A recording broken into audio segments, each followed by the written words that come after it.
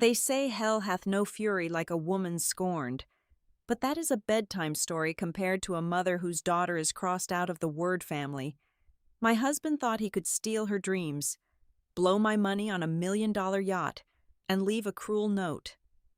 He did not know that while he sipped champagne, I was initiating a financial execution that would destroy his entire life in exactly 24 hours.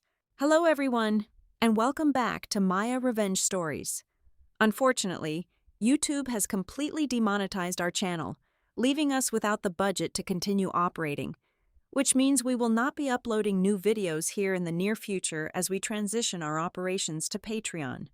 If you enjoyed today's story, please support us by joining our Patreon community, where you will find exclusive, true stories that are even longer, featuring highly detailed situations and multiple emotional voice actors that we simply cannot make public on YouTube. You can join us by scanning the QR code on your screen or by clicking the Patreon link in the video description or comment section below. Now, let us begin today's story. Through the eyes of a woman named Parker Hansen. I am 34 years old, and I work as a senior systems architect at Aegis Horizon Dynamics, a highly classified tech conglomerate that specializes in federal maritime security systems. My career is built on logic, precision, and building impenetrable digital defenses. It also requires long, grueling stints away from home. I had just wrapped up a massive network integration project on an offshore drilling rig in the freezing ocean, managing to finish everything 3 days ahead of schedule. The helicopter ride back to the mainland was loud and exhausting, but all I could feel was an overwhelming sense of warmth and anticipation.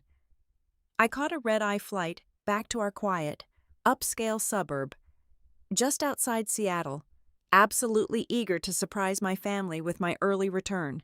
As my ride pulled up to our driveway, the morning sun was just starting to peek through the tall pine trees, casting a golden glow over the house.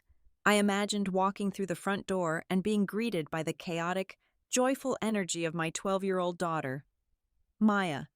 She was my child from a previous relationship, the absolute center of my universe. Today was supposed to be the best day of her young life. She was scheduled to leave for the NASA Space Camp, a highly prestigious academic program she had earned through sheer hard work, late-night studying, and a flawless science fair project. I had paid the hefty tuition well in advance, a well-deserved reward for her brilliant mind. I expected to find her happily packing her bags in her bedroom, carefully folding her oversized astronaut shirts, and triple-checking her packing list with that serious little frown she gets when she concentrates. I unlocked the front door and pushed it open, a huge, weary smile on my face. But instead of laughter and music, a heavy, suffocating silence hung in the air. The hallway was completely dark. I dropped my heavy duffel bag on the hardwood floor, my heart suddenly pounding against my ribs with a mother's intuition. I hurried into the living room and stopped dead in my tracks. Maya was curled up into a tight ball on the sofa, clutching a decorative throw pillow to her chest, crying so quietly and desperately that it broke my heart into a million pieces. Sitting awkwardly in the armchair across from her was a teenage girl I had never seen before in my life. Mindlessly scrolling on her phone, she was clearly a gig economy nanny, hastily hired through some random phone application. I rushed over and fell to my knees, pulling Maya tightly into my arms. I checked her over frantically. She was physically perfectly safe, but her eyes were red and severely swollen, and her spirit was completely shattered. She buried her face in my shoulder and sobbed, telling me that her dream trip had been canceled at the very last minute, and she did not understand why her bags were still in the closet. I turned to the teenage girl, told her she could leave, and paid her in cash before she practically sprinted out the front door. I made Maya a warm cup of hot chocolate, wrapped her tightly in her favorite fleece blanket, and promised her I would figure this out. I walked into the kitchen, my blood turning to ice water in my veins. Sitting perfectly centered on the white marble of our kitchen island was a handwritten note from Julian, the man I had been married to for 2 years. His handwriting was neat, almost casual. The words, however, felt like a physical blow to my stomach. It read, I canceled Maya's space camp to get the deposit back. We rented a yacht to take the family to Miami for a change of scenery. She is not real family, so she does not need to go to those expensive camps. You deal with her. I stood there, staring at the blue ink until the letters began to blur together. I clutched the cold edge of the counter, fighting a sudden, violent urge to vomit. Julian had not just stolen my daughter's dream, he had used the exact tuition money I worked to the bone for, out on a freezing ocean rig, to fund a pathetic vanity trip for his own bloodlines. I knew exactly who he meant by the family. It meant his pretentious, demanding mother, Beatrice, and his completely useless older brother, Sterling, along with Sterling's snobby, entitled wife, Vanessa. Julian had taken the money meant for my brilliant little girl's education and blown it on a fake display of wealth for a bunch of parasites who had never worked a hard day in their entire lives. In that exact, defining moment, the woman who loved Julian ceased to exist. Any shred of respect, any warm memory, any hesitation I might have ever harbored, died right there on the kitchen floor. A weaker woman might have collapsed in tears. A more impulsive woman might have grabbed her phone, called him, and screamed until her vocal cords bled. But I did not shed a single tear, and I did not reach for my phone to argue. Instead, the mind of a federal system security expert kicked in. When you deal with hostile network breaches for a living, you do not panic when the firewall goes down. You isolate the threat, you secure the perimeter, and you initiate a lethal countermeasure. I walked back into the living room, hugged Maya tightly, and kissed the top of her head. My mind shifted entirely into combat mode. I was cold, calculated, and locking my sights directly onto the core vulnerabilities of my enemy. I spent the next hour sitting on the edge of Maya's bed, gently stroking her hair until her ragged breathing finally slowed into a deep, exhausted sleep. Before I closed her door, I leaned in and whispered to her, I promise you, we are going on a trip that is 10 times better than space camp. Once I was certain she was completely out, I walked back down the hallway, the hardwood floors cold beneath my bare feet. I did not pour a glass of wine to drown my sorrows. I did not break down in tears. Instead, I pulled my heavy military-grade encrypted laptop from my tactical work bag and set it exactly where Julian's pathetic, handwritten note had been resting on the kitchen island. The screen flickered to life, bathing the dark kitchen in a harsh, cold blue light. I cracked my knuckles, the sound sharp in the empty room.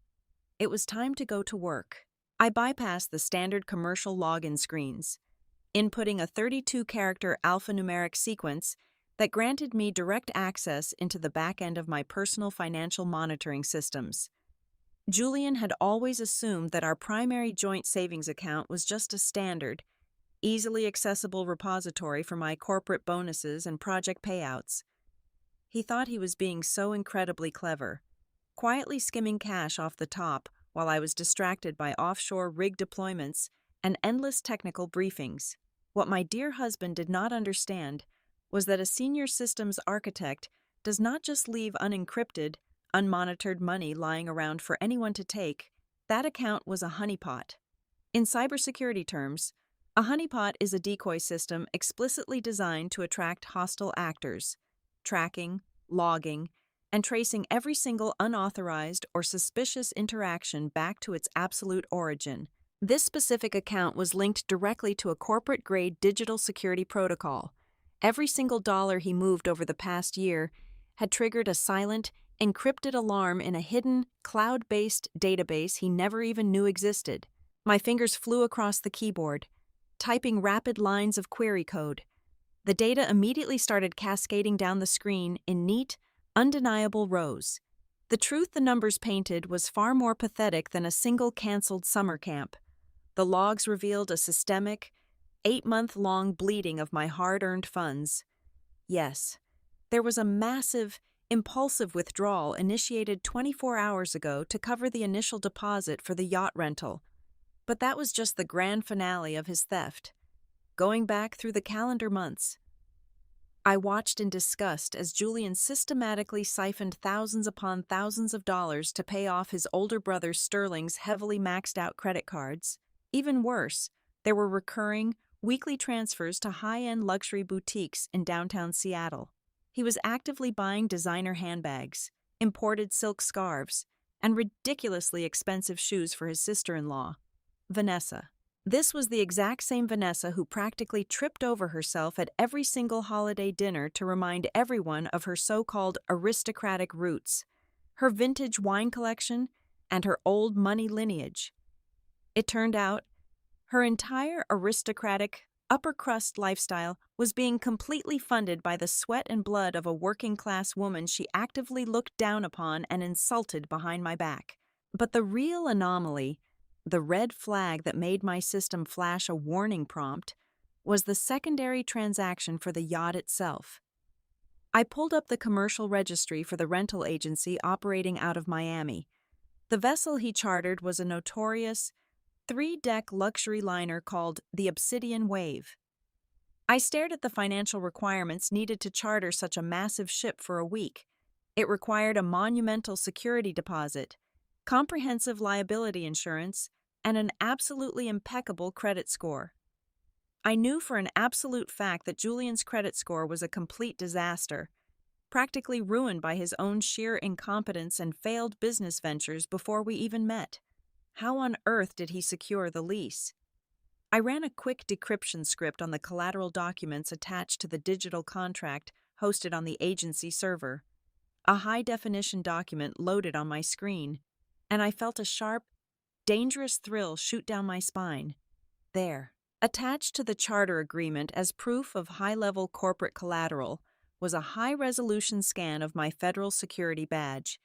He had managed to steal my physical card from my home office safe, forged my signature on a complex guarantor form, and used my top-secret federal clearance to back his pathetic play.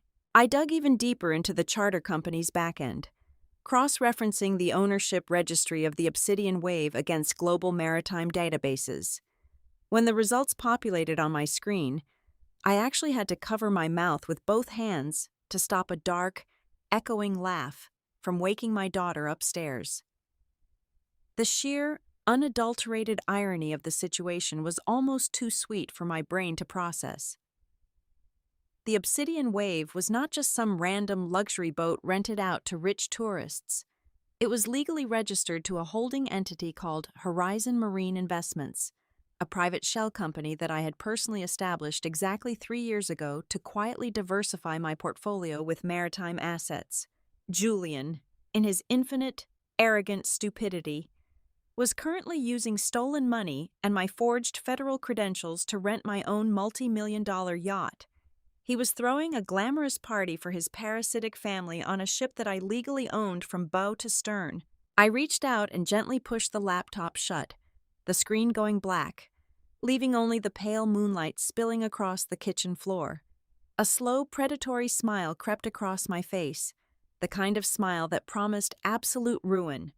If Julian had just stolen my money to go on a weekend bender, that would be a messy domestic dispute. Something for divorce lawyers to squabble over in a boring civil court for months. But stealing a federal security badge? Forging the signature of a government-contracted security architect to secure a high-value cross-state financial contract? That was no longer a simple family matter. That was wire fraud. That was federal identity theft. That was a severe felony carrying a mandatory minimum sentence in a federal penitentiary. He had inadvertently handed me the exact, undeniable weapon I needed to execute him legally, financially, and socially. Julian wanted so desperately to play the role of the wealthy patriarch on the high seas. I was about to show him exactly what happens when you summon a hurricane you have absolutely no power to control. I did not waste another second sitting in the dark. I pulled my phone from my pocket and dialed the high-priority concierge line for a private aviation firm my corporate executives frequently used for emergency transport. I demanded a Gulfstream jet fueled and ready on the private tarmac within 2 hours.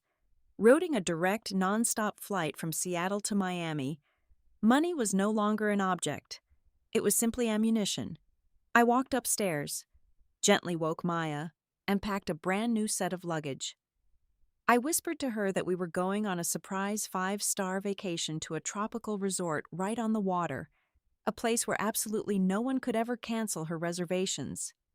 Her sleepy confusion quickly morphed into a bright, tired smile. By 2 o'clock in the morning, we were stepping out of a black town car and boarding the sleek, waiting aircraft. Once we leveled off at exactly 30,000 feet, and Maya was sound asleep in the plush leather reclining seat, I connected my heavy laptop to the encrypted satellite network. It was time to build the financial guillotine. I systematically infiltrated every single banking portal, investment portfolio, and credit line that had Julian's name attached to it. My fingers moved with ruthless, mechanical efficiency. I severed his administrative access to our joint funds, drained his personal checking accounts into an inaccessible offshore escrow, and flagged every single credit card in his leather wallet as stolen, but I did not pull the trigger just yet. I coded a highly complex, custom-delayed execution script. It was a digital dead man's switch. Every single one of his financial lifelines was rigged to immediately shut down, freeze, and report for critical fraud, but they were held in a precarious state of suspended animation. The entire collapse was tied directly to a single command prompt on my mobile device. They would only plunge into the abyss the exact second I decided to press a button on my screen. With his money securely trapped in a digital snare, I turned my absolute attention to his freedom. I compiled the high-resolution scan of my forged federal security badge, the undeniable digital trail of the stolen funds, and the fraudulent charter contract for my own vessel. I bundled all of these documents into a heavily encrypted, anonymous data packet, routing my connection through a dozen international servers to ensure completely untraceable delivery. I forwarded the comprehensive dossier directly to the Internal Affairs Division of the Miami Maritime Patrol and the Regional Director of the Financial Crimes Investigation Bureau. I even included a precise GPS ping of the vessel's current location moored in the harbor. The federal authorities do not take identity theft lightly, especially when it involves highly classified maritime security credentials crossing state lines. The massive gears of the justice system were already grinding into aggressive motion, and Julian was entirely oblivious to the avalanche heading his way. To pass the remaining hours of the night flight, I logged into my social media accounts. I knew his inflated ego would not allow him to stay quiet for long. Sure enough, Julian had just uploaded a brand new photograph. He was standing near the pristine teak railing of my yacht, wearing a ridiculous custom-tailored white linen suit that I had undoubtedly paid for, puffing arrogantly on a thick Cuban cigar. Standing directly behind him, holding expensive crystal champagne flutes, were Beatrice, Sterling, and Vanessa, all grinning like they had successfully conquered the world. The caption beneath the photo made my jaw clench so hard my teeth ached. He had typed, "High society life is only for real bloodlines." It was a direct, sickening insult aimed at my sweet daughter. A very public declaration of his twisted loyalty to his parasitic relatives over the innocent child he was supposed to protect and nurture. I did not block his account. I did not write a long, emotional paragraph defending Maya or begging for an explanation. I simply clicked on the comment box and typed a single, chilling sentence. "Enjoy the view, because that is your last sunset of freedom." I hit enter and watched the notification appear beneath his smug, smiling face. Less than 60 seconds later, the comment vanished from the screen. He had deleted it immediately. I could almost picture him scoffing at his phone, completely dismissing my words as the pathetic, empty threats of a jealous, powerless woman left behind in the cold Seattle rain. He thought I was sitting at my kitchen island, crying helplessly over my keyboard. He had absolutely no idea that I was currently flying through the stratosphere at 600 miles per hour, bringing a Category 5 hurricane directly to his doorstep.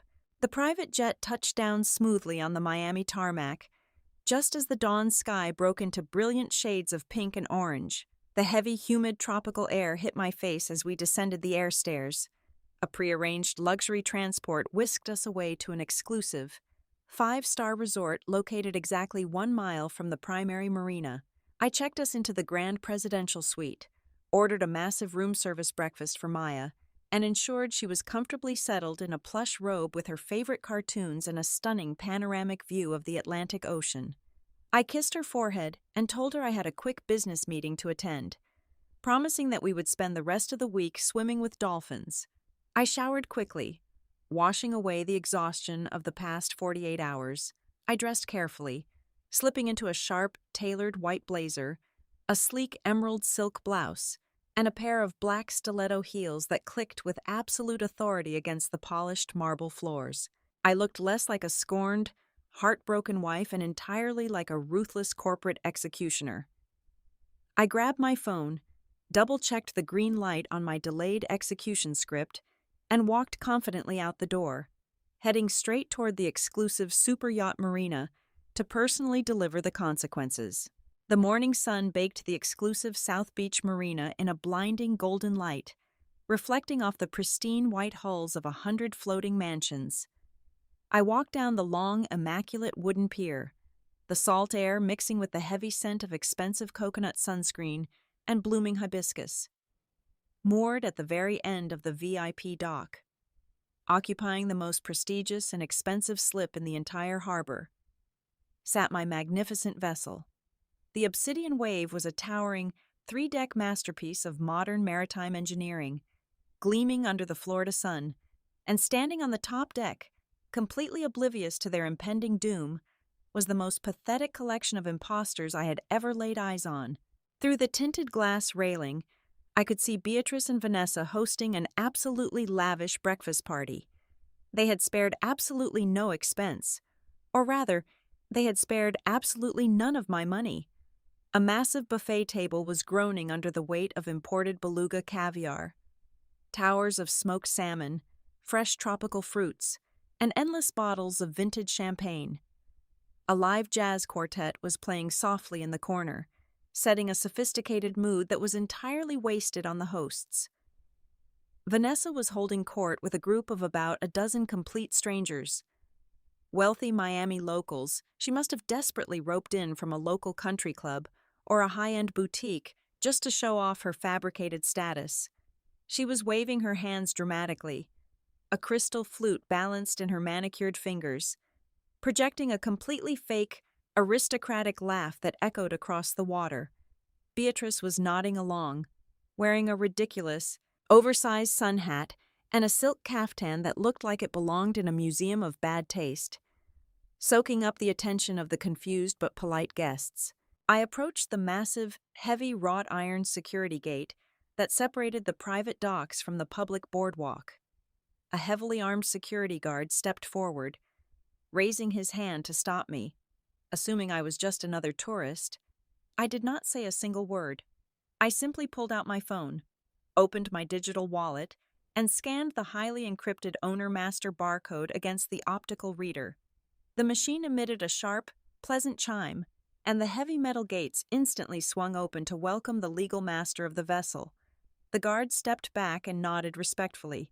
I walked up the sleek, carbon fiber gangway, my heels clicking with a steady, predatory rhythm against the polished teak wood deck. I stepped out from the shadow of the bridge and into the bright sunlight of the main entertainment area. For a few seconds, nobody noticed me. Then, one of the Miami socialites stopped talking and stared. Vanessa followed the woman's gaze. Turning her head, the fake, aristocratic smile on her face immediately shattered, replaced by a look of sheer, unadulterated horror. Beatrice dropped a silver serving spoon full of caviar onto the deck with a loud clatter. The jazz quartet, sensing the sudden, suffocating shift in the atmosphere, awkwardly stopped playing one by one, until the only sound left was the gentle lapping of the ocean waves against the hull.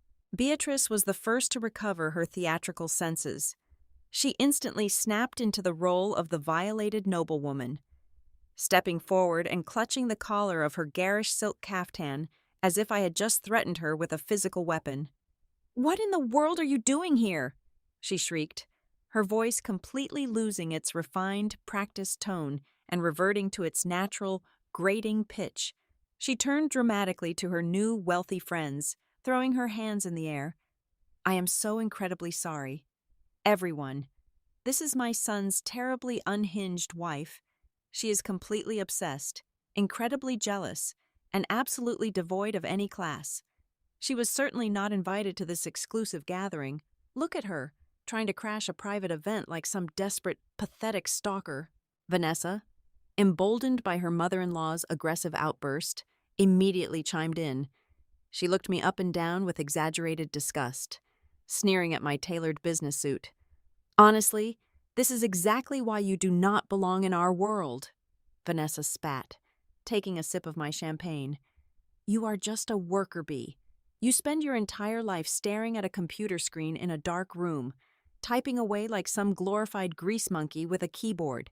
You have absolutely no concept of true luxury, no appreciation for the finer things. My family was bred for this lifestyle. We have aristocratic roots. We belong on a yacht like this, breathing the ocean air, entertaining people of actual substance. You just ruin the aesthetic. Go back to your cubicle where you belong, before you completely embarrass yourself in front of our distinguished guests. I stood perfectly still, letting their venom wash over me, completely unaffected. The sheer, blinding audacity of their delusion was almost fascinating to witness in person. They were standing on a vessel I legally owned, drinking champagne I had unknowingly purchased, trying to impress strangers with a legacy funded entirely by my offshore paychecks, and they truly believed they held the high ground. Suddenly, the heavy glass doors of the master's stateroom slid open, and Julian stormed out onto the deck. He was wearing his ridiculous white linen suit, his face flushed red with a mixture of alcohol and sudden, furious panic. He saw me standing there, perfectly calm, and his fragile ego completely short-circuited. He needed to prove his dominance, to show his family and these wealthy strangers that he was the absolute master of his domain. He marched right up to me, stopping only a few inches away, puffing out his chest and pointing a thick, trembling finger directly in my face. "How dare you track me down here?" Julian roared, his voice echoing across the quiet marina. "You are completely out of your mind. I told you to stay in Seattle and deal with your kid. This is my vacation. This is my yacht. I am the one paying for all of this. And I absolutely demand that you turn around and walk your pathetic self off my boat this exact second. If you do not leave right now, I swear to God, I will call port security and have you thrown in a federal holding cell for illegal trespassing."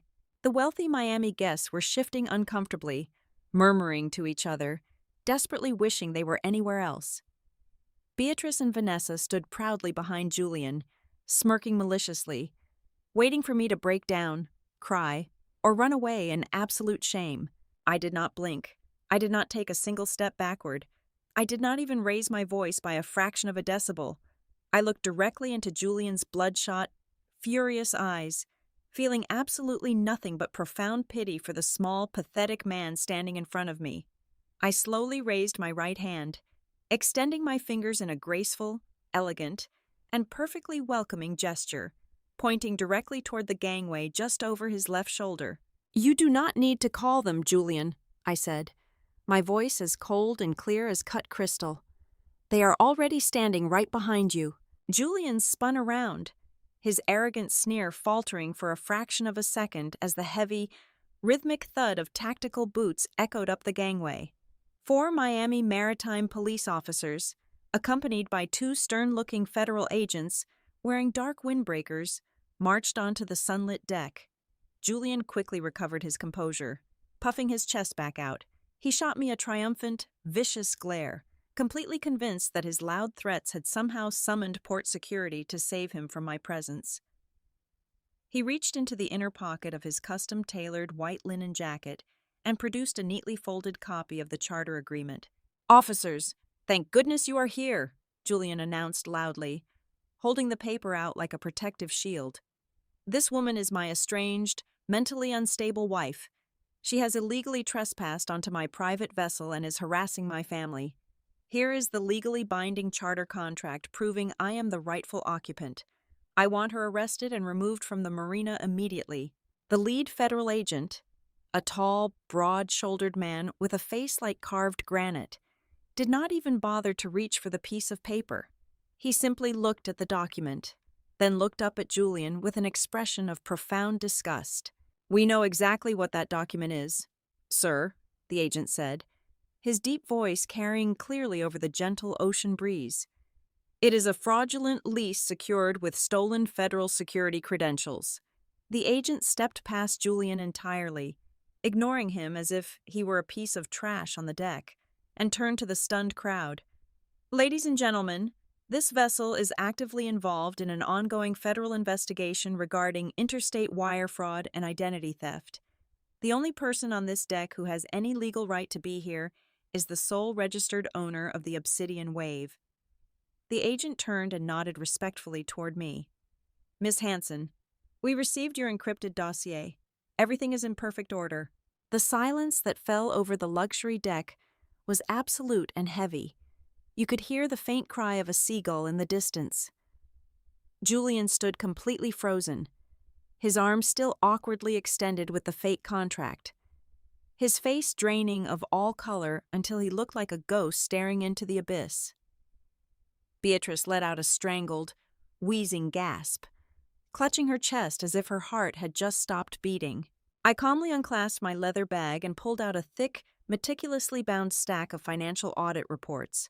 I deliberately turned my back on Julian and faced the group of wealthy Miami socialites, who were now staring at Vanessa with deep, uncomfortable suspicion. "Since my sister-in-law loves to boast about her aristocratic roots and her high society pedigree," I said, my voice completely steady, echoing with brutal clarity, "I think her new friends deserve to know exactly who is hosting them today." I opened the heavy folder. According to the comprehensive financial trace I ran just a few hours ago, the precious family trust fund Vanessa constantly brags about went completely bankrupt exactly 4 years ago. She has zero generational wealth. Every single designer dress she's wearing right now, every vintage bottle of champagne you are drinking, and the very deposit for the lavish breakfast buffet sitting right over there was paid for with money her husband and my husband systematically stole from my personal working accounts. She is not old money. She is a common parasite dressing up in stolen goods, entirely funded by the wages of the hard-working woman she just called a glorified grease monkey. The reaction from the Miami elite was instantaneous and utterly devastating. True wealth despises nothing more than a desperate grifter. A woman dripping in authentic diamond jewelry let out a scoff of pure revulsion. She set her crystal champagne flute down on a side table with a sharp, dismissive clink, grabbed her designer purse, and marched straight toward the exit without saying a single word. The rest of the guests immediately followed her lead. They abandoned their expensive plates of caviar, tossed their drinks into the nearest trash receptacles, and practically fled down the gangway, desperate to distance themselves from the stench of criminal fraud. Vanessa reached out with trembling hands, frantically trying to stop them, crying out pathetic apologies, but they completely ignored her, leaving her utterly humiliated and entirely alone in her fake aristocratic world. The fake, gilded illusion of their familial loyalty shattered into a million jagged pieces the exact moment the money vanished. Vanessa, her face contorted in absolute panic and feral rage over her permanently destroyed social standing, spun around and lunged at Sterling. She slapped her husband across the face so hard the cracking sound echoed off the water. "You pathetic, useless loser!" Vanessa shrieked, entirely losing her refined, practiced accent, her voice going shrill and ugly. "You promised me we were rich. You promised me this was your money. I want a divorce right now. I am not going to federal prison for your cheap, leeching family." Before Sterling could even rub his stinging cheek or formulate a defense, the federal agents moved in with terrifying efficiency. "Julian Hanson," the lead agent barked, pulling a pair of heavy steel handcuffs from his tactical belt. "You are under arrest for interstate wire fraud, grand larceny, and the forgery of classified federal documents."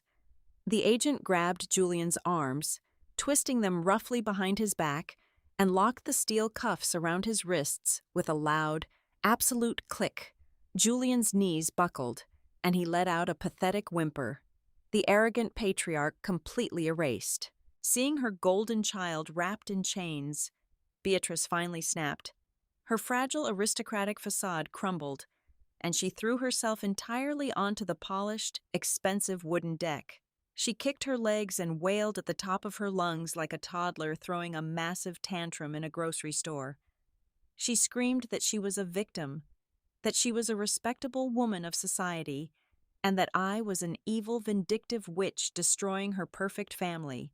A female maritime police officer marched over, grabbed Beatrice by the collar of her garish silk caftan, and hauled her forcefully to her feet. Completely unimpressed by the theatrical display, "Save the tears for the federal judge." "Ma'am," the officer said coldly, pulling out a second set of handcuffs, "you are also under arrest as a direct accomplice to the receipt and consumption of illicitly acquired assets across state lines." As the metal cuffs snapped aggressively onto Beatrice's wrists, her hysterical wailing turned into a pathetic, helpless whimpering. The grand, arrogant patriarch and his aristocratic mother were now just two common criminals, crying under the blazing Florida sun, completely stripped of everything they had stolen. The cold steel of the handcuffs finally broke him. The arrogant, posturing patriarch vanished, replaced entirely by a pathetic, sobbing mess. Julian actually fell to his knees right there on the polished teak deck. He begged for forgiveness, crying hysterically that it was all just a huge misunderstanding, that he was sorry, and that he still loved me and Maya. I looked down into his desperate, tear-filled eyes, feeling absolutely no sympathy. My voice was as sharp and cold as glacier ice. "You said my daughter was not family just to tear her away from her dreams," I told him. "Now, get used to your new family." As the federal agents hoisted him to his feet and began dragging him toward the gangway, I reached into my blazer pocket and pulled out my phone. I opened the application holding the delayed execution script, and I calmly tapped the button labeled Execute. Almost instantly, the smartphone in Julian's pocket began to vibrate frantically. He could not reach it with his hands cuffed behind his back, but I knew exactly what those notifications were. They were automated alerts informing him that every single bank account he had access to was permanently frozen. His credit cards were completely terminated, and a final message contained a photograph of his prized sports car being towed out of our Seattle driveway by the bank for immediate repossession. In a matter of seconds, he went from pretending to be a millionaire to being absolutely, completely penniless. The police marched the entire weeping, screaming group off the pier and into the waiting squad cars. As the sirens faded into the distance, absolute, perfect peace descended upon the luxury yacht. I took a deep breath of the fresh ocean air, turned to the ship's captain who had been watching silently from the upper bridge, and ordered him to prepare the engines for departure. Then, I walked back to the 5-star resort to pick up my absolute favorite person in the world. 6 months have passed since that morning in Miami. Julian is currently sitting in a federal detention center awaiting his criminal trial. His entire family has completely abandoned him, mostly because they do not have a single dime left to hire a defense attorney. Sterling was forced to get a job as a gig economy driver just to keep the lights on, and the aristocratic Vanessa is currently working 40 hours a week as a grocery store cashier to pay off the massive debts they accumulated. As for Maya and me, we have never been happier. We are currently sitting together on the deck of our yacht, wrapped in warm blankets, looking up at a breathtaking canopy of stars. Maya is glowing with pride, having just won first place in a national robotics competition. Watching her point out the constellations, I finally understand the truth.